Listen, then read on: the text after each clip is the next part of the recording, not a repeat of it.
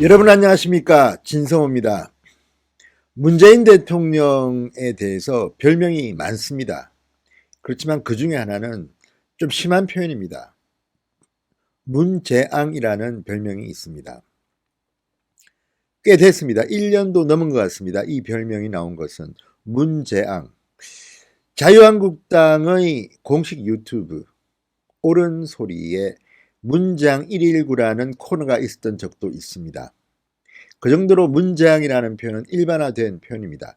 그렇지만 그래도 대통령인데 재앙이라는 표현을 저는 잘 쓰지 않습니다. 그런데 정말 문재앙이 될 수도 있겠다는 생각이 듭니다. 이건 지금 뭐 경제, 안보, 외교 이 모든 것을 합친 것이지만 제가 지금 말씀드리고자 하는 것은 하나의 주제에 국한시키겠습니다. 나라 빚, 재정 건전성에 대한 문제입니다. 자, 한 집에서도, 가정에서도 빚이 너무 많으면, 버는 데 비해서 씀씀이가 너무 해프면 미래가 어둡습니다. 국가는 어떻게 했습니까? 문재인 정부가 왜 문재앙이라는 그런 비판을 듣느냐 하면 미래 때문입니다. 이런 식으로 버는 것은 적은데 쓰는 것이 많다면 앞으로 우리의 미래 세대들이 대단히 어렵게 될 거라는 이런 걱정 때문입니다. 자, 6년 만에 세수가 감소세로 돌아섰습니다. 그만큼 우리 국민들의 먹고 사는 문제가 힘들다는 말입니다. 문재인 정부 들어서서 정말 쥐어짜듯이 세금을 걷어들였습니다. 한때는 잘 걷어들인 적도 있습니다. 그러나 문재인 대통령의 집권 기간이 이제 딱 절반 됐는데 점점 더 국민의 살림살이가 어려워지고 있습니다. 돈을 못 버니까 세금도 많이 못 냅니다. 그래서 세수가 이제 반전했습니다. 감소하고 있습니다. 그런데도 대한민국 경제 정책은 소득 주도 성장입니다. 아니, 소득이 있어야지 성장을 주도하지요. 이제 세수가 꺾였습니다. 그런데 정부의 씀씀이는 점점 더 커지고 있습니다. 그래서 올해 1분기부터 3분기까지 통합재정수지가 사상 최대의 적자를 기록했습니다. 사상 최대의 적자입니다. 그러니까 이 통합재정수지를 갖다가 1999년부터 제대로 조사했는데 그 이후 가장 큰 폭의 적자를 기록했다는 말입니다. 아니, 물론 과거에 뭐 글로벌 금융위기가 오고 이런 경우는 이해가 갑니다. 갑자기 경제가 무너지니까 돈을 풀어서 한번 경제를 회복하겠다 이런 것들. 그게 바로 2007년이었습니다. 2009년이었습니다. 2009년 글로벌 금융위기가 왔을 때 이렇게 이 적자를 기록했습니다. 그리고 노무현 정권 시절인 2005년과 2006년 이때는 이유를 좀 잘 모르겠습니다. 2013년부터 2015년까지 박근혜 정부 시절에도 이렇게 적자를 기록한 적이 있지만 그 당시 적자폭은 그렇게 크지는 않았습니다. 이번에는 어마무시합니다. 어마무시해요.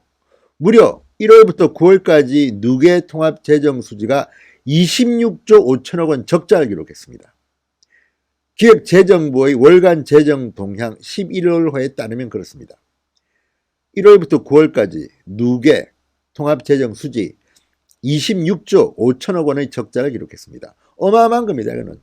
이 조사가 시작된 이래 1999년 관련 통계를 작성한 이래 올해가 가장 큰 적자를 기록한 겁니다. 자, 내년에는 올해보다도 세수 상황이 더 나쁠 것으로 예상된다고 합니다. 그런데 세출 과연 어떨까요? 내년에는 또 총선이 있습니다. 이미 지금 정부는 슈퍼 예산을 짰는데 더 돈을 쓰겠다고 합니다. 이 정부는 실업자가 생겨도 나라 돈 세금을 풀어가지고 단기 아르바이트 자리를 만들어서 해소하려고 하고 뭐 무조건 돈을 풉니다. 어린이, 뭐 교육, 노인이면 노인 모든 것을 돈을 풀어서 해결하고 이 파퓰리즘으로 표를 얻고자 하는 것 같습니다. 그러면 이를 버텨내려는 경제 여력이 있어야 되는데 지금 우리 경제는 고통스럽습니다. 오죽했으면 얼마 전 경제 5단체가 처음으로 문재인 정권 출범 처음으로 기자회견을 갖고 어려움을 호소했겠습니까? 지금 규제개혁한다는데 성장, 경제 성장 별 관심이 없는 것 같습니다. 오로지 소득주도 성장, 최저임금제, 주 52시간 근무제 뭐 이런 것들 때문에 지금 나라 경제가 엉망이 되는데 하도 심각하니까 뭐 조금 보완하겠다고는 하지만 이런 식으로는 어림없습니다. 무엇보다도 기업들의 투자 의욕이 상실되어 있습니다. 지금 삼성전자는 사상 최대의 현금 보유를 갖고 있다고 합니다. 풀지를 않습니다. 오히려 중소기업은 이제 해외로 탈출할 궁리만 합니다. 한국에서는 도저히 기업 활동을 하기 어렵다는 겁니다. 화관법, 화평법 올해부터 시행되면서 이제 소재산업도 못하겠다고 합니다. 돈이 너무 많이 든다고 합니다. 이 정부의 이 까다로운 규제에 다 합격하기 위해서는 돈이 너무 많이 든다고 아우성들입니다. 자, 친노동 정책을 편다고 했는데 지금 민노총만 살판났습니다. 친노동 정책을 쓴다고 하지만 사람들은 일자리가 없어서 다 실업자인데 실업자에게 친노동 정책이 뭐가 필요합니까? 그러니까 또 이분들한테는 돈을 그냥 갖다 주려고 하는데 이러다 보니까 지금 국고가 텅텅 비게 생겼습니다. 자, 내년은 총선 때문에 또 세출이 늘어났다. 그러면 세수는 더 나빠질 텐데 재정 건전성은 갈수록 악화될 것이 불보듯 뻔합니다. 이런 식이라면 문재인 정권 마지막 해에는 어마어마한 적자가 나올 겁니다. 그냥 거둬들이는 세금은 얼마 안 되고 계속 쓰는 일만 한다. 자, 통합재정수지에서 4대 보장성 기금을 제외한 관리재정수지는 57조입니다. 이 역시 역대 최대입니다. 관리재정수지 4대 보장성 기금을 빼면 더 큽니다. 무엇보다도 올해에는 근로장려금과 자녀장려금 등을 확대 지급해서 이렇게 커졌습니다. 세수는 줄어들었습니다. 실제로 올해 470만 가구에 모두 5조 원 규모의 근로장려금과 자녀장려금을 지급했습니다. 지난해는 1조 8천억 원이었습니다. 엄청나게 늘어난 수치입니다. 반면에 올해 국세 수입은 1월부터 9월까지 같은 기간보다 작년보다 5조 6천억 원 줄어들었습니다. 228조 1천억 원. 자, 국세 수입이 감소한 것은 2013년 이후 6년 만에 처음입니다. 세외 수입, 기금 수입까지 포함한 총 수입은 359조 5천억 원, 3천억 원 증가했습니다. 그러나 총 지출은 386조 원으로 40조 9천억 원이나 늘었습니다.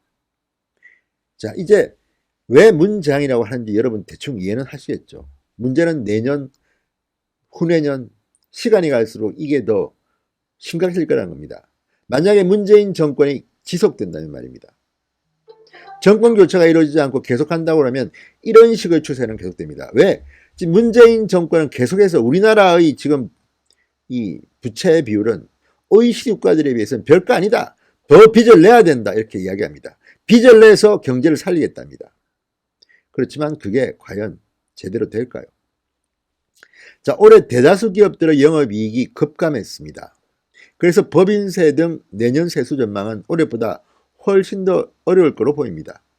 반면 지출은 내년 총선도 있죠.